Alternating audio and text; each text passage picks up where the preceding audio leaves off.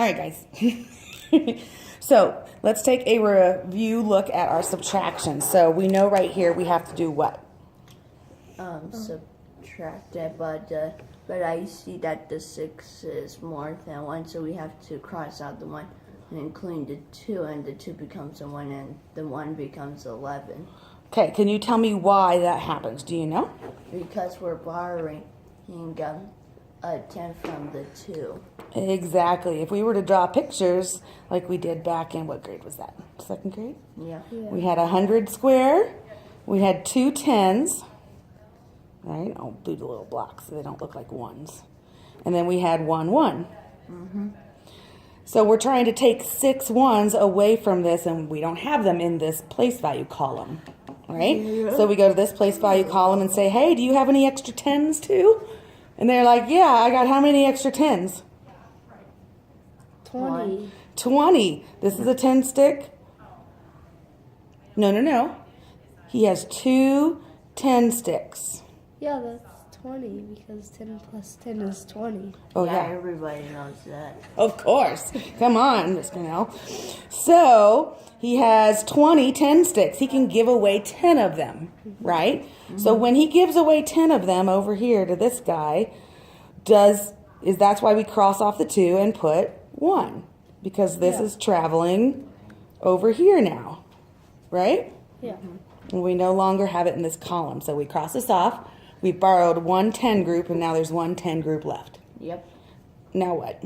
Let's see, why did we put 11 here, Tommy? Because you got a 10.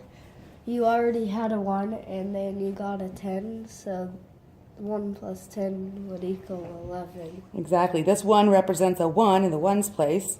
When you took a 1 away, that's 1 group of 10s. So you can see it visually. This is a 10 broken into 10 ones if you need to. That's 11 ones. Or the 10s plus the 1 is 11 ones. So now we have enough to subtract, correct? Yeah. All right. We see the same pattern in fractions, except like you said, Tommy, it's not going to be groups of 10 like in our place value. It's going to be groups of the denominator. Thirds. Because that's what we're cutting our pieces into and basically defining the name of our place value or the size of our pieces. Okay. So if we start in our fractions, this represents, what's the picture in our mind we should see? 1/3. Yeah. 1/3. And then of course we've got our 3 over here. And what do those look like? Are they cut? What? They look like holes. They look like holes. Could we have them cut into thirds, just none taken away? Yeah. Especially if this is some cookie factory that cuts all their cookies into thirds. I guess they'd be big cookie factory. Anyway, right? The big cookies with the big frostings on them. Okay, so everything's cut into thirds, and these are all still on the pan because they're still there. So that's what this mixed number represents. 3 whole pies or cookies or pizzas cut into thirds, but they're all there, plus this 1 more third. I want to subtract or take away 2/3. If this is like a place value column where our parts, our fractional parts, do we have 1/3? Do we have 2/3 to take away from this 1/3? Would it be easy just to go to this pan and take 2 pieces off? No. No, because there's only 1 piece hanging out there, right? Yeah. So, gosh, I wish there was somewhere that I could get some more pieces. There is. Where? From the hole. From the holes over here. Or So from the oven. from the oven, right? So here's where that word borrow or regroup comes from, right? So this 3 says you can have some of mine. So we're going to take this pan here and we're going to move it over here into fraction place value. So instead of having 3 or 1 whole, we can represent it as 3/3, right? So instead of 3 holes, how many do we have now? 2. 2. Is that like over here? Is that the same as over here? Kind of feels the same, right? When we crossed off this 2 and put 1. We cross off this 3 and put 2. We're going down a place value. That makes sense because we took a whole pie away. Now, what is our new place value around our fractions going to be? We have 1/3 plus these 3/3 that we brought from the holes. from the oven. That would be 4/3. So now we have 4/3.